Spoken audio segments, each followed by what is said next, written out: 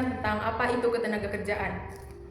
Berbicara tentang ketenagakerjaan tentunya sangat erat kaitannya dengan sumber daya manusia, karena sumber daya manusia sebagai tenaga kerja menjadi faktor utama yang membuat sistem ketenagakerjaan berjalan baik.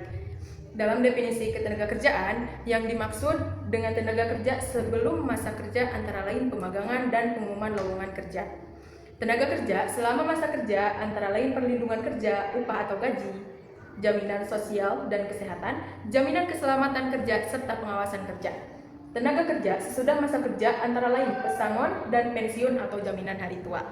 Berdasarkan sifat kerjanya, tenaga kerja dapat dibedakan menjadi tenaga kerja jasmani dan tenaga kerja rohani. Tenaga kerja jasmani, tenaga kerja yang kegiatannya lebih banyak mengandalkan tenaga fisik dalam melaksanakan proses produksi. Di antaranya adalah sopir dan montir. Tenaga kerja rohani, tenaga kerja yang melakukan pekerjaan lebih banyak menggunakan proses pemikiran, gagasan, atau ide yang bersifat produktif, seperti manajer, direktur, dan konsultan. Berdasarkan keahliannya, tenaga kerja dapat dibedakan menjadi tenaga kerja terdidik dan tenaga kerja terlatih. Tenaga kerja yang memerlukan keahlian atau kemahiran pada suatu bidang melalui sekolah atau pendidikan, misalnya dokter, hakim, pengacara, guru, akuntan, notaris, insinyur, dosen, atau polisi. Tenaga kerja terlatih, tenaga kerja yang memerlukan latihan dan pengalaman kerja, misalnya tukang masak atau koki, supir, pelayanan toko, montir, penjahit, dan pelukis. Tenaga kerja tidak terdidik dan tidak terlatih, tenaga kerja yang tidak memerlukan pendidikan dan latihan sebelumnya, hanya mengandalkan tenaga saja, misalnya pesuruh, kuli bangunan, buruh gendong, pembantu rumah tangga, tukang becak, dan penyapu jalan. Berdasarkan hubungan dengan proses produksi, tenaga kerja dibedakan menjadi tenaga kerja langsung dan tenaga kerja tidak langsung. Tenaga kerja langsung, tenaga kerja di pabrik yang secara langsung terlibat pada proses produksi dan biayanya dikenakan pada biaya produksi atau pada barang yang dihasilkan, misalnya karyawan bagian produksi. Tenaga kerja tidak langsung, tenaga kerja di pabrik yang tidak terlibat secara langsung pada proses produksi dan biayanya dikaitkan pada biaya operasi pabrik, misalnya tenaga kerja bagian penjualan, marketing, dan periklanan. Sekian, terima kasih. Baik, di sini saya akan mempresentasikan tentang poin kedua, yaitu permasalahan ketenagakerjaan dalam pembangunan ekonomi. Anda tentu setuju jika Indonesia memiliki sumber daya alam dan sumber daya manusia yang berlimpah dan berkualitas. Seharusnya dengan kekayaan sumber daya alam, dan sumber daya manusia yang memiliki Indonesia dapat meningkatkan taraf hidup masyarakatan. Namun hingga hari ini masih saja terjadi masalah ketenagakerjaan di negara kita tercinta ini. Masalah ketenagakerjaan dalam pembangunan ekonomi memang sangat kompleks. Beberapa masalah yang sering terjadi antara lain: pertama, tingkat pengangguran yang tinggi. Pengangguran di Indonesia merupakan masalah yang besar. Bahkan tinggi rendahnya pengangguran suatu negara dapat dijadikan tolak ukur kemakmuran suatu bangsa. Angka kemiskinan di Indonesia masih relatif tinggi, sementara daya saing atau produktivitas tenaga kerja juga masih rendah. Data terbaru dari Badan Pusat Statistik (BPS) menunjukkan pada Februari 2021 terdapat 19 juta jiwa tenaga kerja terdampak pandemi sehingga pengangguran semakin meningkat. Persoalan tersebut ditambah pula dengan adanya pertumbuhan angkatan kerja baru yang cenderung terus meningkatnya serta minimalnya usia angkatan kerja yang siap pakai. Tantangan tersebut menjadi semakin berat dengan perkembangan revolusi industri dan teknologi digital yang semakin cepat. Kedua, jumlah angkatan kerja yang tinggi. Indonesia merupakan salah satu negara dengan jumlah penduduk terbesar di dunia. Semakin tinggi jumlah penduduk, semakin tinggi pula angkatan kerja. Jika diimbangi dengan lapangan kerja yang memadai, maka kemiskinan akan bertambah sehingga tingkat kesejahteraan menurun. Selain itu, kelebihan tenaga kerja dapat menyebabkan pasar kerja kurang berkualitas, sehingga produktivitas tenaga kerja menjadi rendah dalam kurun waktu 5 tahun terakhir.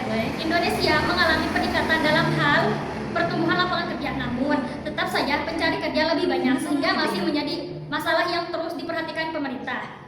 Ketiga, rendahnya tingkat pendidikan dan keterampilan. Salah satu faktor yang menyebabkan rendahnya kualitas tenaga kerja di Indonesia adalah tingkat pendidikan.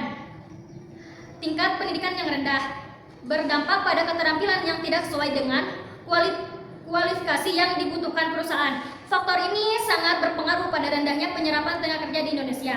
Selain itu, rendahnya tingkat pendidikan juga menyebabkan tenaga kerja di Indonesia minim akan pengetahuan dan penguasaan teknologi. Sebaiknya tenaga kerja yang berpendidikan tinggi dan mempunyai banyak keterampilan dapat mengerjakan lebih banyak pekerjaan dan memiliki peluang untuk wirausaha atau menciptakan lapangan kerja sendiri. Keempat, penyebaran angkatan kerja yang tidak merata. Sebagai negara kepulauan, Indonesia memiliki lebih 7.000 pulau dengan kepadatan penduduk yang tidak merata sekitar 60%. Penduduk berpusat di Pulau Jawa. Hal ini menyebabkan persebaran tenaga kerja yang tidak merata karena angkatan tenaga kerja lebih fokus di Pulau Jawa. Sedangkan daerah lain dengan yang wilayahnya lebih luas masih terdapat kekurangan tenaga kerja. Terlebih lagi mereka memiliki latar belakang pendidikan tinggi yang lebih terfokus pada daerah dengan kepadatan tinggi. Jadi ada kesinambungan antara daerah satu dengan daerah lainnya demi hal penyebaran anggota kerja. 5. Perlindungan kesejahteraan tenaga kerja belum maksimal. Perlindungan kesejahteraan negara kerja di Indonesia masih belum maksimal. Hal ini dapat dilihat dari standar upah yang belum memenuhi kebutuhan masyarakat. Selain itu, kondisi tempat kerja yang buruk dan ketidakadilan dalam dunia kerja masih dirasakan oleh sebagian tenaga kerja. Hal ini akan menyebabkan kesejahteraan dan motivasi tenaga kerja akan menurun. Beberapa faktor yang dapat memperkuat kesejahteraan tenaga kerja adalah tingkat ekonomi masyarakat, stabilitas politik, dan iklim investasi. Terima kasih. Di sini saya akan menjelaskan poin ketiga tentang upaya untuk mengatasi masalah ketenaga kerjaan. 1. Meningkatkan kompetensi dan produktivitas tenaga kerja sebelum memasuki pasar tenaga kerja, seperti mengadakan berbagai pelatihan yang berbasis kompetensi. Upaya tersebut diharapkan dapat meningkatkan kemampuan tenaga kerja dengan baik dalam hal keterampilan, pengetahuan, dan juga sikap yang baik. 2. Pemerintah harus membuka lapangan kerja sebanyak mungkin untuk dapat menampung tenaga kerja yang semakin meningkat.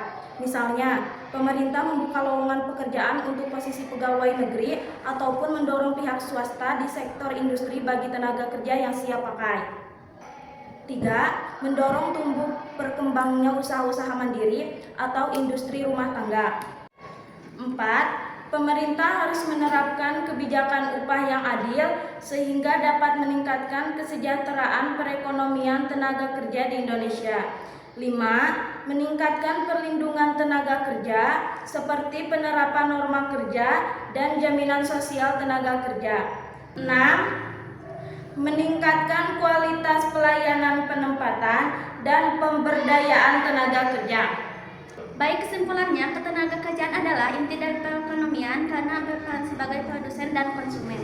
Tetapi dihadapkan pada masalah seperti pengangguran, kesenjangan antara jumlah angkatan kerja dan kesepakatan kerja, serta kualitas tenaga kerja yang masih rendah. Kesimpulan utama, peran ganda tenaga kerja, masalah pengangguran, kesenjangan antara jumlah dan kesempatan kerja, kualitas tenaga kerja, penyebaran yang tidak merata, pengangguran terhadap pertumbuhan ekonomi. Terima kasih.